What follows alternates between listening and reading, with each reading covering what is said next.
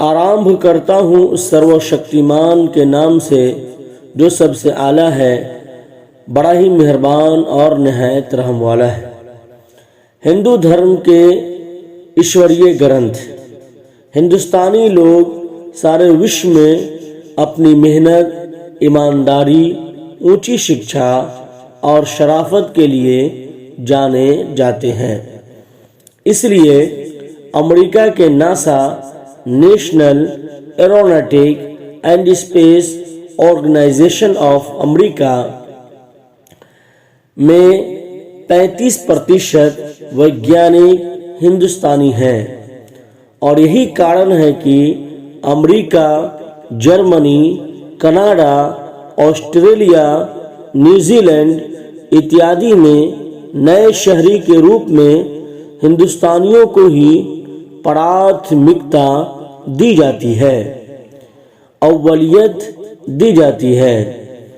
लेकिन इस महान देश में महान नागरिक धर्म के मामले में सारी दुनिया से बिल्कुल अलग क्यों है? हर प्रदेश में या हर धर्म में एक पैगंबर और एक धार्मिक ग्रंथ है, लेकिन हिंदुस्तानी लोग यह विस्तार से नहीं बता पाते कि उनके पैगंबर कौन हैं और उनके ईश्वरीय ग्रंथ कौन से हैं। ऐसा क्यों? यह सत्य नहीं है कि इस महान देश में भी अनेक पैगंबर आए हैं और उनके पवित्र ग्रंथ भी हैं, लेकिन दुर्भाग्य से उनके धार्मिक ज्ञान साधारण लोगों तक पहुंचने में बहुत सारी बाधाएं आती रहीं, रुकावट आती रहीं। इसलिए जैसे जैसे काल गुजरता गया, साधारण लोगों का दोनों पैगंबर और ईश्वरीय ग्रंथ से संबंध टूटता गया, ताल्लुक खत्म होता गया और वे उनकी पहचान भूल गए। इस पुस्तक में हम अन्य धार्मिक ज्ञान के साथ हिंदू धर्म के पैगंबर और ईश्वरीय ग्रंथों की जानकारी भी लेंगे। हम हिंदू धर्म की ईश्वरीय ग्रंथ को कैसे पहचाने? 3 ग्रंथों को उनके मानने वाले ईश्वरीय ग्रंथ स्वीकार करते हैं, एक्सेप्ट करते हैं, कबूल करते हैं। वह है पवित्र कुरान और बाइबल। इन ग्रंथों में ईश्वर द्वारा स्वर्ग, नरक, प्रलय यानी कयामत तथा मरने के बाद के जीवन का एक समान विवरण है, तफसील है। और इन सभी ग्रंथों में 70% एक समान धार्मिक शिक्षाएं हैं, जैसा कि अल्लाह ताला का इरशाद है, कुल या अहलल किताब तालू इला कलिमतिन सवाइम बैनना व बैनकुम अल्ला नअबुद इल्लल्लाह वला नुश्रिक बिही शैआ। इसी आधार पर यदि हम हिंदू धर्म के ग्रंथों का अध्ययन करें तो ऋग्वेद और अन्य वेदों में भी हमें ईश्वर, स्वर्ग, नरक, प्रलय, कयामत तथा मरने के बाद के जीवन का वैसा ही वर्णन मिलता है जैसा पवित्र कुरान बाइबल में है। और भारतीय लोग भी वेदों को आदि ज्ञान यानी पुरानी किताब के रूप में, पुराना इल्म, आदि ग्रंथ ईश्वर की तरफ से नाजिल की हुई किताब, पुरानी किताब, अपौरुषी लाजवाल, मुनज़्ज़लुम मिनल्लाह मानते हैं। इसलिए हम ऋग्वेद को ईश्वरीय ग्रंथ मान सकते हैं। ऋग्वेद में ईश्वर, स्वर्ग, नरक से संबंधित श्लोक निम्नलिखित हैं। ईश्वर के बारे में ऋग्वेद में है कि हे ईश्वर, मैं आस्था रखने वालों उस ईश्वर के सिवाय किसी और की पूजा न करो। एक ईश्वर के अलावा किसी और की पूजा न करो। ईश्वर केवल एक ही है। एकम ब्रह्म अद्वितीय नास्ते नेह नास्ते किंचन एकम इवम अद्वितीयम, ये उपनिषद के अंदर बताया गया। ईश्वर ही पृथ्वी और आकाश का निर्माण करता है, यानी मालिक है, खालिक है। हे ईश्वर, तू ही पहला है और तू ही आखिरी है तथा सर्वज्ञानी है। वल अव्वलु वल आखिरु वज़्ज़ाहिरु वल बातिन व हुवा बिकुल्लि शैइन अलीम। हे ईश्वर, तेरा ही प्रत्येक वस्तु पर नियंत्रण है। वह ईश्वर समस्त देवों का एक देव है। उस परमेश्वर की कोई प्रतिमा नहीं है। न तस्य परातिम असति यस नाम महद्दशा, तो उस ईश्वर की कोई प्रतिमा, स्टेचू और मूर्ति नहीं हो सकती है। उस परमेश्वर की कोई प्रतिमा नहीं है। स्वर्ग नरक के बारे में ऋग्वेद में है कि पापियों के लिए अत्यंत गहरी खाई यानी नरक बनाई गई है। आचार्य सायन के अनुसार अत्यंत गहरी खाई का अर्थ नरक होता है, यानी जहन्नम, दोज़ख होता है। पवित्र और निष्पाप लोगों के लिए स्वर्ग है। शुद्ध होने के बाद जो नया शरीर उन्हें प्राप्त होगा उसमें हड्डियां नहीं रहेंगी। उनके शरीर को आग नहीं जलाती और ज्ञान प्राप्त के पश्चात वह प्रकाशमयी दुनिया में प्रवेश करेंगे। स्वर्ग की दुनिया में उनके लिए बहुत आनंद है। तुम्हारे अनुयायी ईश्वर की प्रार्थना उदार हृदय से करेंगे और तुम्हें स्वर्ग में आनंद प्राप्त होगा। अपनी सत्यनिष्ठा और करुणामय स्वभाव के कारण तुम वह स्थान देखोगे जो अत्यंत विस्तृत स्थल है। विस्तृत तफसीली आचार्य सायन के अनुसार अत्यंत विस्तृत स्थल का अर्थ है स्वर्ग। आचार्य सायन के अनुसार अत्यंत विस्तृत स्थल का अर्थ है स्वर्ग।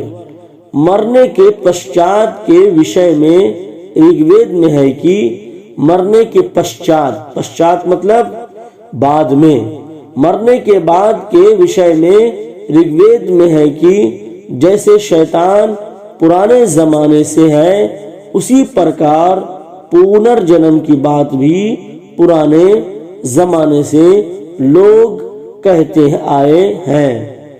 पुनर्जन्म जैसी गलत श्रद्धा रखने वाले गुनहगार लोगों पर हावी हो जाओ, उनको मगलूब सप्रेस करो। मृत्यु की देवी आयु कम कर रही है, अर्थात आवागमन पर लोगों का विश्वास प्राचीन काल से है, मगर यह गलत है कि इसे रोको और जल्दी करो।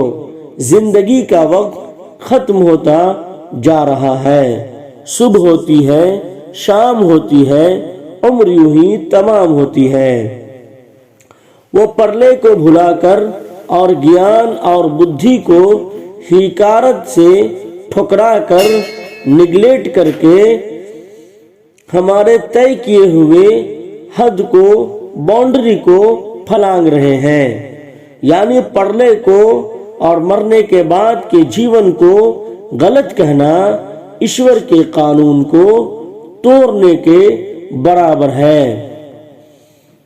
अपनी दिल के लिए मीठी जुबान प्राप्त करके लोग अपने शंकाओं को गिनते हैं। शंका, शक, सुबह, अर्थात लोग ईश्वर का ज्ञान पाकर अपने गुनाहों को गिनते हैं या पाप न हो इससे बचने के लिए कोशिश करते हैं।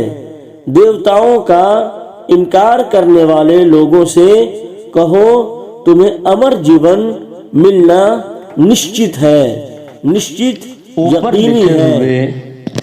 अनुवाद पंडित दुर्गा शंकर सत्यार्थी के हैं, जो मासिक पत्रिका कांति में जुलाई 1989 में प्रकाशित हुए थे, छपे थे। पुस्तक अगर अब भी न जागे तो।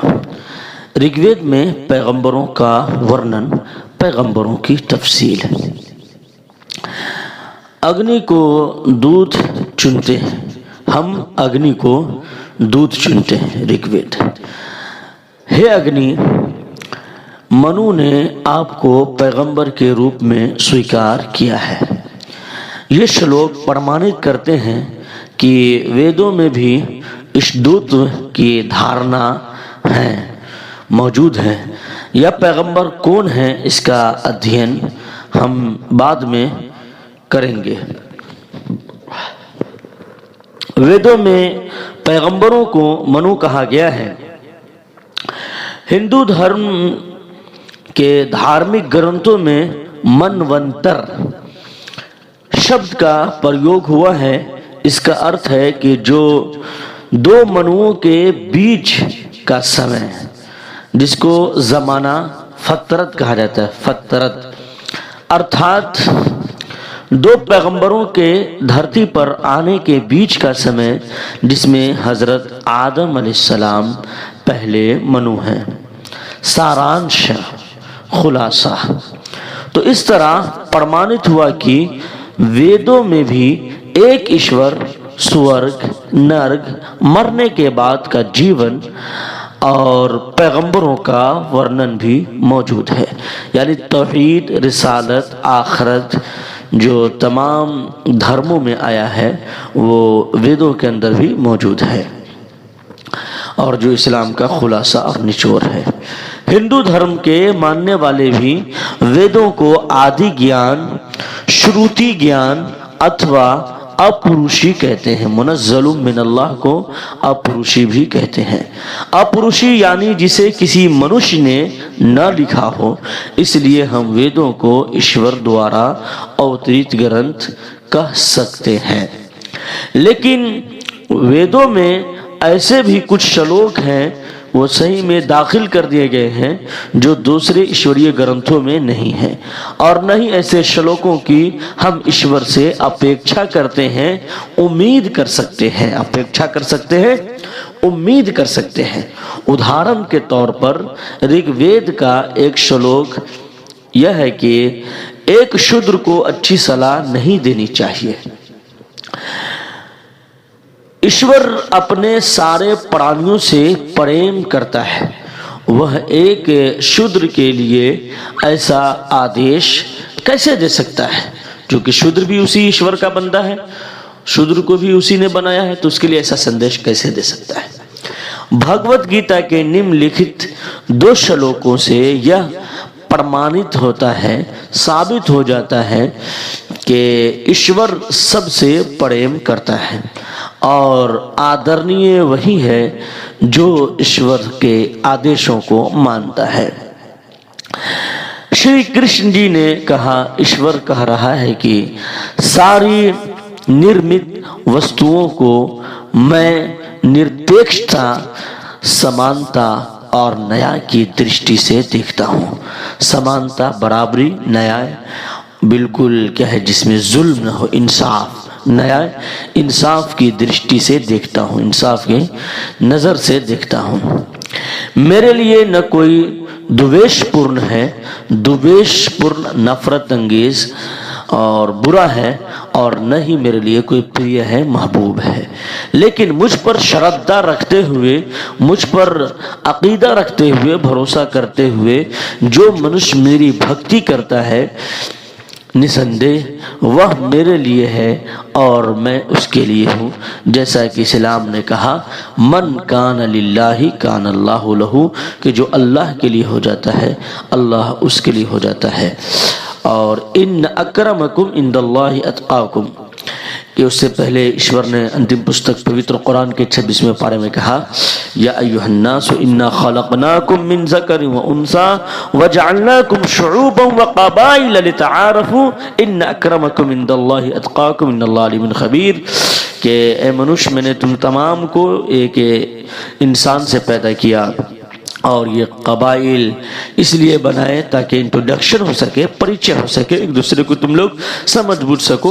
और बाकी ईश्वर के नज़दीक श्रेष्ठ वही है, अच्छा वही है जो बहुत ज़्यादा इबादत करने वाला, ईश्वर से डरने वाला है, ईश्वर का खौफ अपने हृदय के अंदर रखने वाला है।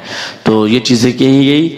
और मुस्लिम शरीफ की हदीस है, हज़रत अबू हुरैरा रज़ी अल्लाह तआला अन्हु रावी हैं, अंतिम महर्षि, कल की अवतार नराशंस जनाब मोहम्मद रसूलुल्लाह सल्लल्लाहु अलैहि वसल्लम ने फरमाया, इन्नल्लाह ला यंजुरु इला अजसामिकुम वला इला सुवरिकुम वलाकिन यंजुरु इला कुलूबिकुम व अमालिकुम, कि लोगों ईश्वर तुम्हारे रूप को, तुम्हारे शक्ल सूरत को, तुम्हारे शबाहत को नहीं देखता, और तुम्हारे हृदय को, दिल को देखता है और तुम्हारे आमाल को देखता है। और ये श्रीमद् भगवत गीता का अध्ययन करेंगे आप तो अध्याय नंबर आपको 9 मिलेगा और श्लोक नंबर आपको मिलेगा 28 के अंदर ये चीज़ें आपको नज़र आएगी, और 29 के अंदर और 30 के अंदर भी ये चीज़ें देखने को आपको मिलेगी। तो श्लोक नंबर 29 आप देखें, समो अहम सर्वभूतेषु न मे द्वेष्यो अस्ति न प्रियः ये भजन्ति तुमां भक्त्या मयि तेषु चाप्यहम्, के अपि चेत्सु दुराचारो भजते मां नन्य भाग भजते माम नन्य भाग, अपेचेत सुदूराचारो भजते माम नन्य भाग, साधुरे वसमन्तव्यः सम्यक वैवसितो ही सहा। तो इसका आप अध्ययन करें और देखिए किस तरीके से जो मैसेज दिया जा रहा है कि सारी निर्मित वस्तुओं को मैं निरपेक्षता से देखता हूँ। जितनी चीज़ों को अल्लाह ने पैदा किया ये सब को अल्लाह ताला मुतलक देखता है, इंसाफ की नज़र से, किसी तरह कोई भेदभाव नहीं, उसके यहाँ कोई भेदभाव नहीं, समानता, बराबरी और न्याय की दृष्टि से देखता हूँ। मेरे लिए न कोई द्वेषपूर्ण है, क्या है, न बुरा है, न दुश्मन है, और न ही कोई दोस्त है और न ही प्रिय है, लेकिन मुझ पर श्रद्धा रखते हुए जो मनुष्य मेरी भक्ति करता है निसंदेह वह मेरे लिए है और मैं उसके लिए हूँ। और अब देखें आगे कि अगर कोई अत्यंत पापी मनुष्य भी किसी और निर्मित वस्तुओं या देवताओं की भक्ति किए बिना, बगैर उसकी भक्ति के बिना एक ईश्वर की भक्ति करता है, मुझ पर श्रद्धा रखता है, तो मैं निसंदेह उसे साधु पुरुष मानता हूँ, साधु वली, बुजुर्ग साधु वली मानता हूँ, साधु पुरुष मानता हूँ, मानना चाहिए। और ये पैगाम दे रहे हैं कि मनुष्य को भी मानना चाहिए, साधु पुरुष मानना चाहिए, क्योंकि वह पूर्ण और सच्ची श्रद्धा रखने वाला है। जैसा कि आपको मालूम होगा कि एक आदमी 99 आदमी को कत्ल कर दिया था, इतना बड़ा गुंडा था। उसके बाद उसके दिल के अंदर ये बात आई कि मैं तौबा इस्तिग़फ़ार कर लूँ, ईश्वर से माफ़ी तलाफ़ी करके मैं भी स्वर्गीय मनुष्य बन जाऊँ। तो लोगों से पूछा कि बताओ मेरा मसला कैसे हल होगा। तो एक ऐसा साधु था जिसे सीता जी के पास जाकर के सीता जी को कहता है कि मैं साधु हूँ, संत हूँ, और मुझे क्या है कि भीख दे दो, दक्षिणा दे दो, नहीं तो मैं भूख से मर जाऊँगा। और सीता जी का अपहरण कर लेते हैं, धोखा दे देते हैं। तो इस तरीके से पंडितों में भी होते हैं और मौलवियों में भी होते हैं जो नीचों पर इधर उधर बकते रहते हैं, इस्लाम धर्म को बदनाम करते हैं और हमारे हिंदू भाइयों में सनातन धर्म को बदनाम करते हैं। तो इस तरीके से डुप्लीकेट भी होते हैं। जैसे 2000 का नोट है तो असली भी होता है, एक आध गो नकली भी कभी कभी देखने को मिलता है। 500 का नोट है तो असली होता है और एक आध गो कहीं कहीं कभी कभी जो है नकली भी नज़र आ जाता है। तो उसी तरीके से धर्म गुरु के नाम पर भी कुछ लोग नकली होते हैं और अपना पेट पालने के लिए और खुद भी डूबे हैं और दूसरों को भी क्या है कि डुबाने की कोशिश करते हैं, तो ऐसे लोगों से बचना चाहिए। तो ईश्वर कह रहा है कि अगर कोई तौबा इस्तिग़फ़ार कर लेता है, ईश्वर को मानता है, उसकी भक्ति करता है, तो अच्छा मनुष्य उसको मानना चाहिए। तो इसलिए समानताएं आम तौर पर हम वेदों को सनातन धर्म के ईश्वरीय ग्रंथ कह सकते हैं, लेकिन इन ग्रंथों में भी विशेष रूप से उन श्लोकों को ही हम देववाणी कहेंगे, यानी ईश्वर की तरफ से कहेंगे, जिसमें एक ईश्वर, स्वर्ग नरक, मरने के बाद का जीवन, प्रलय, क़यामत और सत्य कर्म करने का वर्णन है, यानी तौहीद, रिसालत, आखिरत मौजूद है। तो बहरहाल 99 आदमी का कत्ल किए हुए जो गुंडा था, तो वो एक ऐसे साधु के पास पहुंच जाता है जिसको धर्म का ज्ञान नहीं होता है, और उससे वो पूछता है कि क्या मेरी मग़फ़िरत हो सकती है? तो वो कहता है नहीं, तुम्हारी मग़फ़िरत नहीं हो सकती, तुम इतने बड़े गुंडे हो, 99 आदमियों को तुमने 99 आदमी को कत्ल कर दिया, तुम्हारी मग़फ़िरत नहीं हो सकती है। तो वो गुस्से में आकर के उस जो गलत साधु थे उसका भी कत्ल कर देता है कि तुम धर्म गुरु हो, जब मैं 99 को कत्ल कर चुका हूँ, मेरी मग़फ़िरत ही नहीं होगी, मैं नर्क में ही जलूंगा, तो तुम क्यों जिंदा रहोगे? सेंचुरी पूरा कर देता हूँ। तो उसका भी वो कत्ल कर देते हैं। तो बहरहाल इसी तरीके से एक वाक़या पेश आता है जंग के मैदान में, जो मुसलमानों को कत्ल करता रहता है, और जब उसके पास पहुंचता है उसको कत्ल करने के लिए, तो ला इलाहा इल्लल्लाह मुहम्मद रसूलुल्लाह चिल्लाकर पढ़ने लगता है। तो एक सहाबी होते हैं जो उसको कत्ल कर देते हैं कि ये कलमा पढ़ के हमको धोखा दे रहा है। तो जनाब मोहम्मद रसूलुल्लाह सल्लल्लाहु अलैहि वसल्लम के पास जब खबर पहुँचती है, तो आप सल्लल्लाहु अलैहि वसल्लम गुस्सा होते हैं और कहते हैं कि तुमने क्यों उसको कत्ल किया? हल शक्कत क़ल्बहु, क्या तुमने उसके सीने को चीर के देखा था कि ये दिल से कह रहा है या नहीं कह रहा है? तो बहरहाल जो भी एक ईश्वर को मानता है, उसकी भक्ति करता है और अच्छी जीवन गुजारता है, अंतिम महर्षि कल के अवतार नाराशन जनाब मोहम्मद रसूलुल्लाह सल्लल्लाहु अलैहि वसल्लम की पैरवी इत्तिबा करता है, तो उसका मान सम्मान करना चाहिए और उसको अच्छा और साधु मानना चाहिए और अल्लाह का वली मानना चाहिए। प्राचीन काल से वेद लिखित रूप में न थे। महर्षि वेद व्यास जी ने ऋग्वेद को 400 ऋषियों से पूछकर जमा किया था। आपने चारों वेदों में खंड, मंडल और सूक्त को तरतीब दिया, संग्रहित किया है। प्राचीन काल से वेद पाठी यानी वेद का स्टूडेंट, वेद का तालिब इल्म ब्राह्मणों ने चारों वेदों को कंठस्थ कर रखा था, यानी याद कर रखा था। उसके बाद 1800 एडी का मतलब बादल मसीह जो होता है उसको एडी कहा जाता है, और बीसी का मतलब होता है क़ब्लल मसीह। तो ये चीज़ें ध्यान में रखना है। तो एडी में मॉक्स मुलर ने इन्हीं वेद पाठी ब्राह्मणों से सुनकर उसे लिपिबद्ध किया यानी तहरीर किया और उसे पुस्तक का रूप दिया। गिरिफ्ट अपनी पुस्तक हेमेंट्स ऑफ ऋग्वेद वॉल्यूम नंबर 1 में लिखा है कि जब स्मरण शक्ति याददाश्त की कुव्वत हिफ्ज़ को स्मरण शक्ति कहा जाता है। इससे उन्होंने वेदों ग्रंथों को रूप में लिखा जा रहा था, तो उस समय पुरोहित की भूल हुई, कन्फ्यूज़न हुई। पुरोहित यानी कि जो धर्मगुरु मान लें, तो उनकी क्या है कि जो लिख रहे थे उनसे चूक हो गई, खता हो गई। तो कन्फ्यूज़न के कारण उनके व्यक्तिगत विचार और नियम भी वेदों में सम्मिलित हो गए, यानी शामिल हो गए। इसी कारण एक शूद्र को अच्छी सलाह नहीं देनी चाहिए। इस प्रकार के बहुत से श्लोक पवित्र वेदों में भी मिलते हैं। पवित्र वेदों के उपदेश, पवित्र वेद ज्ञान के सागर हैं। इसमें अनेकों ऐसे उपदेश हैं जिसको समझने और अमल करने से व्यक्ति का जीवन बदल सकता है। आइए इस महान सागर से कुछ मोती हम भी चुन लेते हैं। सत्य मार्ग बिल्कुल आसान है। ऋग्वेद में कहा गया सत्य मार्ग बिल्कुल आसान है। इन्न दीन युसरुन, बुखारी शरीफ के अंदर कहा गया, हजरत अबू हुरैरा रज़ियल्लाहु तआला अन्हु रावी हैं कि बेशक दीन आसान है। और तीसरे पारे में अंतिम पुस्तक पवित्र कुरान में कहा गया ला इकराह फिद्दीन, कि दीन आसान है, दीन में जबरदस्ती नहीं है। हर सांस जुआरी को शराब देती है, उसकी पत्नी उसका त्याग करती है। जुआ खेलना दीन इस्लाम में हराम करार दिया गया, सनातन धर्म में भी हराम करार दिया गया, इसलिए इसी चीज़ों से बचना चाहिए। ए जुआरियों, खेती करो और जुआ खेलना बंद करो, और खेत से जो भी आप कमाए उस पर संतोष करो।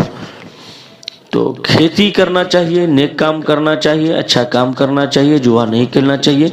लेकिन बहुत से हमारे हिंदू भाई हैं जो बाज़ाब्ता साल में एक त्यौहार पर्व मनाते हैं और उसमें जुआ खेलते हैं और उसको वो धर्म से जोड़ दिए हैं, जो सरासर सनातन धर्म के खिलाफ है, ये ऋग्वेद के खिलाफ है। संतोष करो यानी इत्मीनान करो, सब्र करो। मदिरा मतलब शराब। मदिरा पीने वाले शराबी स्वयं अपने पर नियंत्रण खो देते हैं, कंट्रोल खो देते हैं। वे ऐसे कार्य करते हैं जिससे कि ईश्वर आपको क्रोध आता है, ईश्वर को गुस्सा आता है, इसलिए आप भी ऐसे लोगों की सहायता नहीं करते हैं। यानी शराब वो तमाम बुराइयों की जड़ बताया गया। अल्लाह के रसूल सल्लल्लाहु अलैहि वसल्लम ने इरशाद फरमाया कुल्लु मुस्करिन हरामुन, के हर नशा वाली चीज़ हराम है। लिहाजा खैनी, गुटखा, सिगरेट, बीड़ी, तारी, शराब, हर चीज़ से बचना चाहिए। और पान में भी लोग जर्दा खाते हैं, इनसे भी बचना चाहिए। दूसरी हदीस के अंदर अल्लाह के रसूल सल्लल्लाहु अलैहि वसल्लम ने इरशाद फरमाया कि जो चीज़ ज़्यादा मिकदार में खाने से नशा आ जाती है तो उसका कम खाना भी क्या है कि हराम है। तो आप देखें कि जो कभी जर्दा वाला पान नहीं खाए हैं, बच्चा को खिला दीजिए, नशा आ जाएगा। जो कभी खैनी नहीं खाया उसको खिला दीजिएगा, नशा आ जाएगा। तो ये सब चीज़ें भी हराम हैं, इसलिए इनको बचने की कोशिश करना चाहिए। हे ईश्वर, जो लोग अधिक ब्याज प्राप्त करके उद्देश्य से दूसरों को कर्ज देते हैं, उन कर्ज देने वालों की सारी संपत्ति आप जब्त कर लेते हैं। हे मनुष्यों, तुम अपने से बड़ों का आदर करो, मान सम्मान करो, इज्जत करो। अदब से ही इंसान है। अदब जो न सीखे वो हैवान है। बैठाते नहीं बेअदब को करीब, ये सच बात है बेअदब बेनसीब। जहां में होना प्यारा क्यों कर अदब, कि है आदमियत का जेवर अदब। तो हे मनुष्यों, तुम अपने से बड़ों का आदर करो, मान सम्मान करो, और अपने मन में अच्छे विचार उत्पन्न करो, अच्छी सोच रखो। जब हमारी फिक्र अच्छी होगी तो अल्लाह ताला हमारे लिए अच्छे काम के रास्ते आसान कर देंगे। आपस में मतभेद मत करो, नफरत अदावत मत करो, इख्तिलाफ बर्पा मत करो। दोस्ती करो और एक साथ रहो। अच्छे कर्म करते हुए मेरे पास आओ, मैं तुम में समझ और अच्छे विचार पैदा करूँगा। बेटे को अपने पिता का सहयोगी होना चाहिए, मुआविन होना चाहिए, और माँ का आज्ञाकारी होना चाहिए। दोस्तों, लबों पे उसके बद्दुआ नहीं होती, बस एक माँ है जो कभी खफा नहीं होती। याद रखना कि ये नसीहत है, फ़र्ज माँ बाप की इताअत है, न करना कभी तुम उनको नाखुश, उनके कदमों तले जन्नत है। तो अंतिम पुस्तक पवित्र कुरान के 15 पारा का आप अध्ययन करेंगे, मुताला करेंगे, तो उसके अंदर कहा गया वला तकुल लहुमा उफ, कि ईश्वर का ये फैसला है कि माता पिता को उफ तक नहीं कहना है। तुम्हारे पिताजी श्रीमान वो स्वर्ग के दरवाज़ा हैं, और श्रीमती तुम्हारी माता जी उनके चरण में, उनके कदम में स्वर्ग है, जन्नत है, इसलिए इज्जत करें। दान करने वाले दानी लोग अमर हो जाते हैं, उनमें उन्हें न किसी चीज का डर होता है और न दुख होता है। विनाश से उनको संरक्षण मिल जाएगा, विनाश तबाही बर्बादी से उन्हें तहफ़्फ़ुज़ मिल जाएगा। संरक्षण, तहफ़्फ़ुज़। दान करने से ये दानी लोग दुनिया में सफल होते हैं और मृत्यु के पश्चात, पश्चात मतलब बाद, स्वर्ग प्राप्ति करते हैं। हे मित्रों, एक ईश्वर के सिवा अन्य किसी की भी भक्ति न करो तो आपकी हिंसा से रक्षा होगी। जो अपनी मेहनत से कमाया हुआ खाना अकेले ही खाते हैं, दूसरों को दान नहीं करते हैं, तब वे गलत मार्ग से कमाया हुआ खाना खाने जैसा ही है। हे ईश्वर, आप सत्कर्म करने वालों को अच्छा उपहार देते हैं और यही आपकी विशेषता है। हे ईश्वर, यह दुनिया आपकी महानता के कारण थर थर कांपती है। गलत कर्म करने वाले मनुष्य तेरे ही प्रकोप के कारण दंड प्राप्त करते हैं, तेरे ही अजाब के कारण जुर्माना भरते हैं। सदाचारी, सदाचारी मतलब नेक, सदाचारी मनुष्य की आपके आशीर्वाद से प्रशंसा होती है, अल्लाह की मेहरबानी से तारीफ होती है। ईश्वर एक ही है, एकम ब्रह्म द्वितीय नास्ते नेहन नास्ते किंचन एकम इमव अद्वितीयम। Allah is one and only, Allah the eternal, Allah the absolute, He begetted not, nor is He begotten, and there is none like unto Him। जो कुल वल्लाहु अहद अल्लाहु समद लम यलिद वलम यूलद वलम यकुल लहू कुफुवन अहद के अंदर पैगाम दिया गया है कि ईश्वर एक ही है। सारे मानव प्राणी प्रथम मनु आदम की संतान है। प्रथमा मनुषा आदम पत्नी होयवती स्मृता। इसी कारण से सबको आदमी कहा जाता है, क्योंकि सब आदम की, आदम अलैहिस्सलाम के बच्चे हैं, उसकी संतान है, उसकी औलाद है। चाहे बुद्ध हो, चाहे सिख हो, चाहे पारसी हो, चाहे ईसाई हो, चाहे क्रिश्चियन हो, चाहे हिंदू भाई हो, चाहे मुसलमान हो, सब आदम की संतान है। मनुष्य को सत्य के मार्ग पर नर्मता पूर्वक चलना चाहिए। वला तमशी फिल अर्ज़ मराहा, जमीन पर इतरा कर मत चलो, बल्कि नरमी से चलो, आजिज़ी और इनकिसारी से चलो, क्योंकि झुकता वही है जिसमें जान होती है, अकरना तो मुर्दे की पहचान होती है। तो पत्नी को हमेशा पति के मधुर वाणी से बात करनी चाहिए। पत्नी को चाहिए कि पति की इज्जत करे, उनके सामने खूबसूरत बन करके रहे और उनकी खिदमत गुजार बन के रहे। ईश्वर अगर अपने बाद किसी को सजदा करने का हुक्म देता तो पत्नी को, बीवी को हुक्म देता कि अपने शौहर, अपने सरताज को सजदा करे, लेकिन सजदा चूंकि हराम है, जायज़ नहीं है, इसलिए सजदा का हुक्म नहीं है। बाकी मान सम्मान करना चाहिए, इज्जत एहतराम करना चाहिए। इसी तरीके से पति भी अपनी पत्नी को मारे पीटे नहीं, बल्कि उनका भी इकराम करे, उनकी भी इज्जत करे, इसलिए कि वो आपके लिए अपने माँ बाप, घर खानदान, सहेलीन, दोस्त तमाम को छोड़ करके वो आपके पास आई है। इसलिए आप बाप का प्यार भी दें, भाई का प्यार भी दें और सहेलीन का प्यार भी दें और अच्छी तरीके से उनके साथ सलूक करें। अंतिम महर्षि जनाब मोहम्मद रसूलुल्लाह सल्लल्लाहु अलैहि वसल्लम की जीवनी हमारे लिए आइडियल मॉडल है, मार्गदर्शन है। हजरत आयशा उम्र में छोटी थी तो आप उसके साथ खेलें, दौड़ें, भागें। उसी तरीके से अम्मा खदीजा रज़ियल्लाहु तआला अन्हा बड़ी थी तो उनके साथ दूसरे एतबार से बर्ताव किए। इसलिए आपकी बीवी अगर छोटी है तो हजरत आयशा की जिंदगी को पढ़ें, और आपकी बीवी बड़ी है तो अम्मा खदीजा रज़ियल्लाहु तआला अन्हा की जीवनी का अध्ययन करें। मनुष्य को सत्य मार्ग पर नर्मता पूर्वक चलना चाहिए। पत्नी को हमेशा पति से मधुर वाणी में बात करनी चाहिए। ब्रह्म ईश्वर द्वारा ही इस पृथ्वी की रचना की गई है और ब्रह्म द्वारा ही लोक यानी आकाश ऊंचा धरा रह गया है, ऊंचा धरा गया है, और ब्रह्म ही ने ऊपर सब ओर विस्तृत अंतरिक्ष की रचना की है।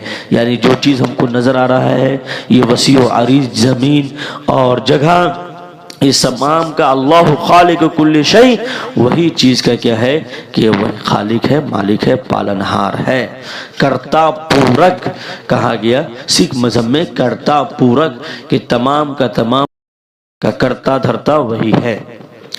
इस पुस्तक में हम पवित्र वेदों के 80 ऐसे श्लोकों का अध्ययन भी करेंगे जिनका अर्थ कुरान की आयतों के अर्थ के समान है, बराबर है। ईश्वर हम तमाम मनुष्य को ईमान कामिल की दौलत से माला माल फरमाए और स्वर्गीय मनुष्य बनाए, नर्क से बचने वाला बनाए।